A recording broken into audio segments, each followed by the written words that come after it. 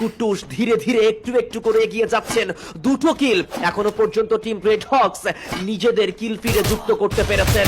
Massimo damage দিয়েছেন কুট্টুসকে। কুট্টুস নিজেকে খানিকটা কভারে কিন্তু এই মুহূর্তে নিয়ে গিয়েছেন 2-3টি ওয়াল ব্যবহারের মাধ্যমে, বাট সামনে যাওয়ার সেই প্রচেষ্টাটি এখনো পর্যন্ত থামেনি।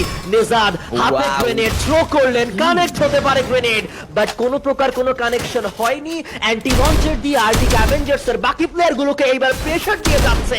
ম্যাপের অন্য প্রান্তে লড়াই চলছে। এল্ডার নাইট লেগেসি তারাও পড়তে পারেন বিপদে।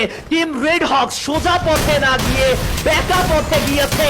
ডাইরেক্ট এন্ট্রি করলো ব্লেড, নক করলো ব্লেড, কিলো কনফার্ম করতে আমরা দেখতে পারবো। Another knock, another finish. দুজন মিলে উপরে গিয়ে পুরো আর্টিক অ্যাভেঞ্জার্স দেরকে ধরাশায়ী করলো। And last kill from the side of Nejad, and তার মাধ্যমে পুরো আর্টিক অ্যাভেঞ্জার্স তাদেরকে এলিমিনেট করে দেওয়া হয়েছে।